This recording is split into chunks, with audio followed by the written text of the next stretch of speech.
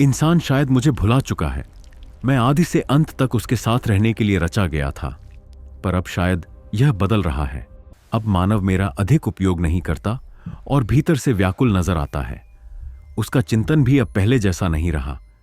जब इंसान असभ्य और अज्ञान अपने अस्तित्व के लिए जूझ रहा था, तब भी वह मेरे ही सहारे था। लेकिन आज जब मुझे समझते हुए उसे वर्षों बीत चुके हैं, उसका इस तरह दूर होते चले जाना बिल्कुल अच्छा नहीं है। मेरा अस्तित्व इंसान के साथ गहराई से जुड़ा है। मुझे भुलाकर भी शायद वह जीवित रहे, पर क्या तब भी उसे इंसान कहा जाएगा? एक समय था जब धरती इंसान के लिए अनुकूल नहीं थी।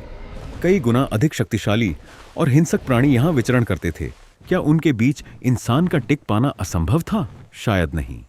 यह खौफनाक इंसान संभवतः उनके लिए भी घातक ही सिद्ध होता। ताकतवर जीव सदैव इंसान के इर्द गिर्द मौजूद रहे, पर उन्होंने कभी कल्पना भी नहीं की होगी कि यही कमजोर प्राणी उनके विनाश का कारण बनेगा। मैं मानव की कल्पना और जिज्ञासा को गति देने का कार्य किया करता था। थकते हुए भी इंसान कभी न थकने वाला प्राणी था। अन्य प्राणी अपनी क्षमता के अनुसार लड़ते थे, किंतु इंसान उन सबसे अलग, अंतिम श्वास तक लड़ने वाला जीव था। लेकिन अब ऐसा नहीं रहा।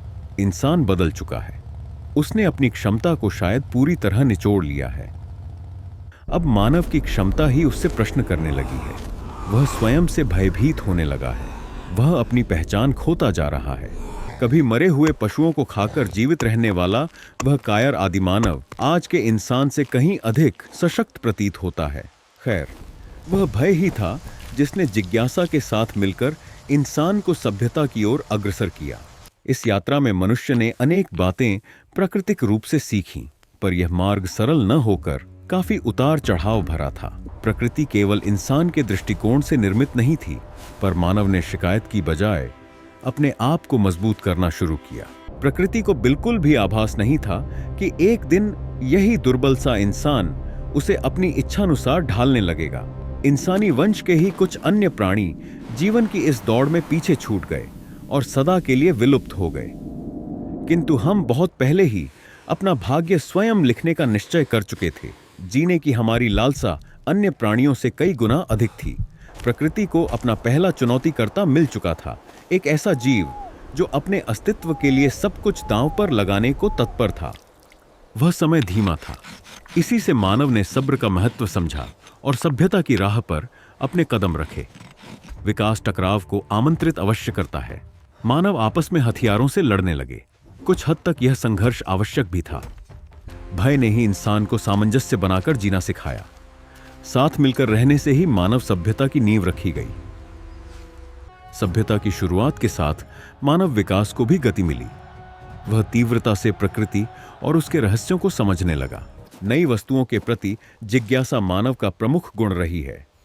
इसी गुण ने उसे शिक्षा की ओर अग्रसर किया। ज्ञान का आचरण मानव सभ्यता की धुरी बनकर उभरा, जिसके इर्द गिर्द विकास क्रमबद्ध रूप से आगे बढ़ता रहा। किंतु आपसी टकराव कभी पूर्णतः समाप्त नहीं हुआ। मानव किसी न किसी कारण एक दूसरे से संघर्ष करता ही रहा। व्यापार ने उसे एक नई दिशा अवश्य दी, पर कहीं न कहीं यह भी टकराव का ही एक भिन्न स्वरूप था। यहां युद्ध प्रत्यक्ष नहीं, बल्कि आभासी रूप में लड़ा जाने लगा। खैर, इसी ने मानवीय साहस को एक नई परिभाषा प्रदान की। सभ्यता शांति का स्थायी आश्वासन देने में असफल रही। हिंसा को थामना मेरा कार्य था, पर मैं इसमें नाकाम रहा। वैसे भी इसे पूर्णतः मिटा पाना असंभव था। हिंसा से रहित प्रतिस्पर्धा की कल्पना ही नहीं की जा सकती, किंतु यह प्रतिस्पर्धा कुछ भिन्न थी। इसमें मानव विकास की सीधी रेखा पर दौड़ने के बजाय अलग अलग दिशाओं में बढ़ चला। हिंसा ने ही मनुष्य को शांति का मूल्य समझाया। सुकून हमारे लिए सबसे बहुमूल्य वस्तु बन गया, जिसे पाने का कोई निश्चित मार्ग नहीं था। मनुष्य ने अंततः अध्यात्म का मार्ग पहचाना। यह उसे बाहरी संसार से अलग कर मुझ तक पहुंचाता था। इंसान की जिज्ञासु प्रवृत्ति कभी क्षीण नहीं हुई। ज्ञान और विज्ञान को एक साथ जोड़कर नए संसाधनों की खोज आरंभ हुई। प्रकृति का यह चुनौतीपूर्ण योद्धा जीवन के विविध पहलुओं को समझने लगा। विज्ञान के तीव्र विकास ने रचनात्मकता के लिए नए द्वार खोल दिए। कला और संस्कृति, जो सभ्यता के आरंभ से ही हमारे जीवन का हिस्सा थीं, अब उन्हें नए रूपों में प्रस्तुत किया जाने लगा। इन विषयों के अध्ययन हेतु शिक्षा के केंद्र स्थापित किए गए। यही महाविद्यालय मानव बुद्धिमत्ता को तराशने और परखने के मंच बनकर उभरे। मानव ने सामाजिक होने के महत्व को समझ लिया था। मेले और त्योहार इसी सामाजिक चेतना की उपज थे। इन्हीं त्योहारों के माध्यम से लोग एक दूसरे से मिलते और अपने दुख दर्द साझा किया करते थे। विभिन्न क्षेत्रों से जुड़े लोगों को साथ लाने और संस्कृति के विस्तार में तीर्थ स्थलों की भी महत्वपूर्ण भूमिका रही। किंतु इन सब के बावजूद मानव अपनी हिंसक प्रवृत्ति को त्याग नहीं कर पाया। कुछ के लिए युद्ध ही परम शांति का मार्ग था। मानव हिंसा को साहस की तरह देखता था। युद्ध जीवन के अंतिम सत्य यानी मृत्यु से मिलवाने का सबसे सम्मानजनक तरीका था। खैर, युद्ध ही शारीरिक सामर्थ्य दिखाने का एकमात्र माध्यम नहीं था। मनुष्य ने कई अपेक्षाकृत कम हिंसक विकल्प भी विकसित कर लिए थे। इन खेलों का उद्देश्य भी कहीं न कहीं लोगों को एकजुट करना ही था। मानव अपने प्रारंभिक स्वभाव को कभी पूर्णतः विस्मृत नहीं कर पाया। उसने पीछे छूट चुकी हर क्रिया को किसी न किसी खेल का रूप दे दिया, जो आज भी निरंतर जारी है। मानव खेलों को गंभीरता से लेने लगा। यह शारीरिक क्षमता और मानसिक स्थिरता को परखने का एक सहज माध्यम बन गया था। तकनीकी विकास ने खेलों को और अधिक लोकप्रिय बना दिया। हालांकि इस तकनीक तक पहुंचने का सफर काफी लंबा रहा। यादों और सुंदर दृश्यों को संजोकर रखने की इच्छा ने ही मानव को कैमरे के आविष्कार की ओर प्रेरित किया। मानव इतिहास की सबसे महत्वपूर्ण खोजों में से एक विद्युत ने मानव सभ्यता को अनेक नई दिशाएं प्रदान की। इसने अन्य आविष्कारों के लिए एक मंच तैयार किया। इसी के साथ विद्युत से संचालित अनेक उपकरणों का निर्माण आरंभ हुआ। इन सब के बावजूद क्या मानव सभ्य हो गया था? तो ऐसा बिल्कुल नहीं है। हिंसा कभी हमारे मस्तिष्क से बाहर नहीं निकल पाई। एक ओर तकनीकी विकास ने मानव जीवन को सरल बना दिया, तो दूसरी तरफ अपना शेष समय अविवेकी इंसान युद्ध के मैदानों में हिंसा फैलाने में व्यतीत करने लगा। प्रकृति ने इस बीच हमें बहुत कुछ सिखाया था। हार न मानने की प्रेरणा भी कहीं न कहीं उसी से प्राप्त हुई थी। जीवन के कई नियमों में से एक संयम भी प्रकृति ने हमें सिखाने की कोशिश की, लेकिन यह हम स्वभाव में नहीं ला पाए। इसे नजरअंदाज करने की सजा हमें कई बार मिली। फिर भी मानव अपनी असंतुलित आदतों से बाज नहीं आया। इंसान ने सदैव समस्याओं को समाप्त करने के उपाय खोजे, किंतु कुछ मौलिक सत्यों को समझने का प्रयास कभी नहीं किया। प्रकृति से प्रेरणा लेकर हमने अनेक उपकरणों का निर्माण किया। इनका उचित उपयोग दुनिया को कहीं अधिक बेहतर बना सकता था, किंतु मानव व्यवहारिक रूप से एक विकृत प्राणी सिद्ध हुआ। उसने तकनीक का प्रयोग भी एक दूसरे का संहार करने में किया। मानव हिंसा और युद्ध के दर्द को भली भांति समझता था, फिर भी उसके मन से हिंसा के प्रति लगाव कभी कम नहीं हुआ। खैर, युद्ध के अन्य कारणों में एक कारण यह लगाव भी है। इंसान की भांति अन्य प्राणियों में भी लगाव की भावना विद्यमान है, किंतु उनका लगाव शायद इंसान जितना गहन नहीं होता। इंसान ने सबसे गहरा बंधन अपनी यादों के साथ बनाया हुआ है। वह चाहकर भी पूर्णतः वर्तमान में नहीं रह पाता।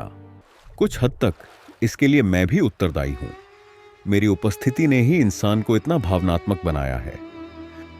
यादों का यह बंधन इतना गहरा है कि मरता हुआ इंसान भी चाहकर अपने आप को इन भावनाओं से अलग नहीं कर पाता।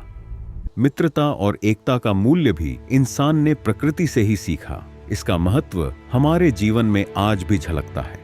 मानव मदद से पीछे नहीं हटता, किंतु मेरे भीतर बैठा भय कई बार उसे अच्छे कार्यों से भी रोक देता है।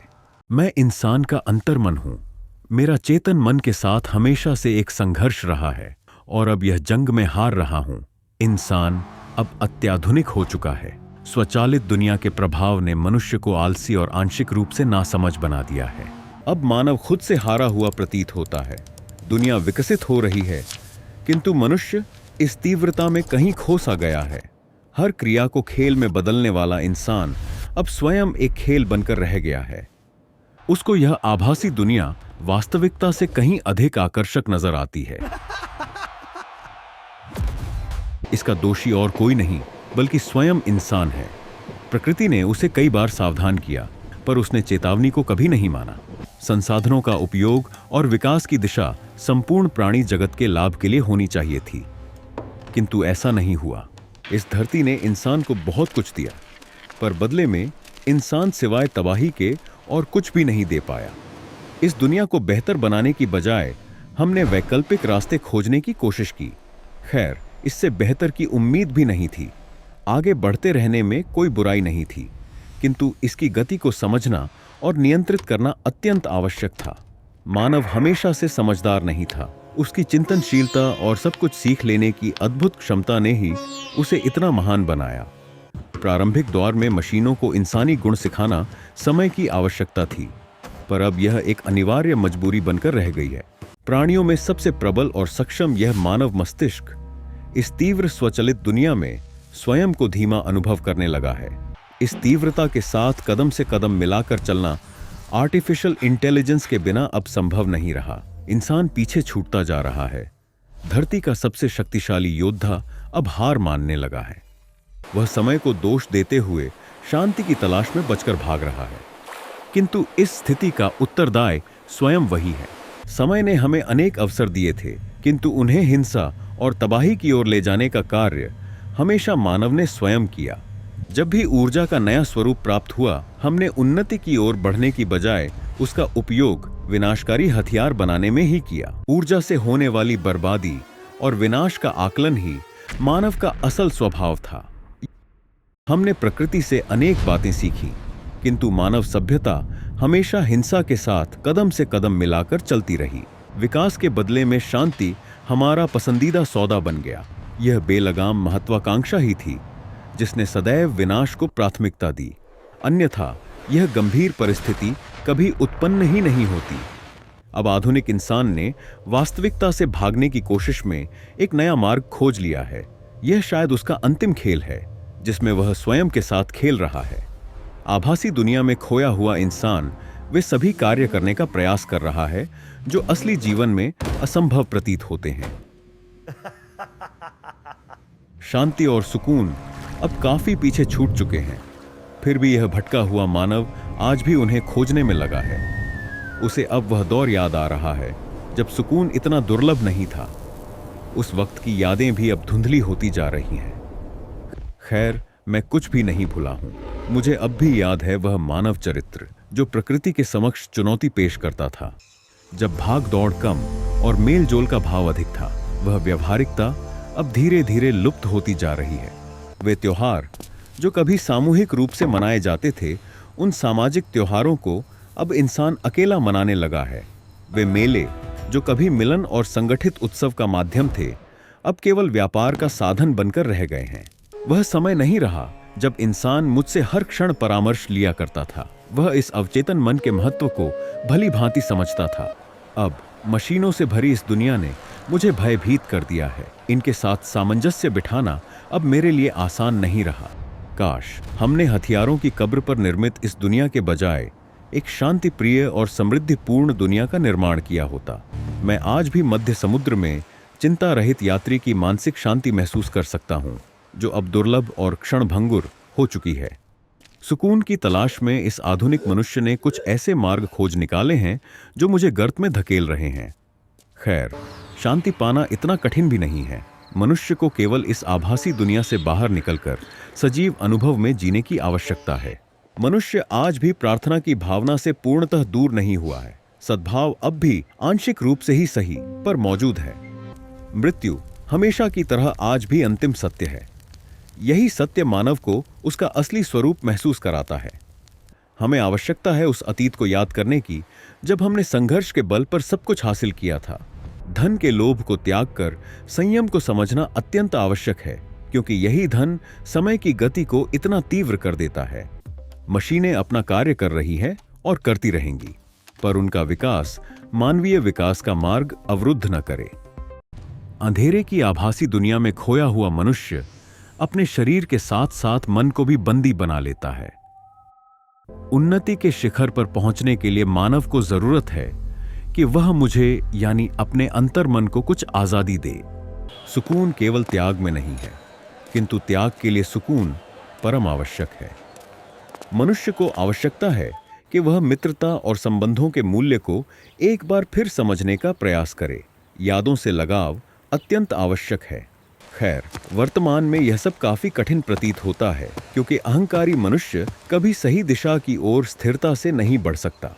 इतने वर्षों के अनुभव और परिणामों को देखने के बावजूद आज भी मानव का सबसे प्रिय खेल युद्ध ही बना हुआ है। शायद मानव नई तकनीक की खोज भी केवल विनाश को नए रूप में देखने के लिए करता है। खैर, हमेशा के लिए खो जाने से पहले मुझे वह भावनात्मक लगाव एक बार फिर से देखना है।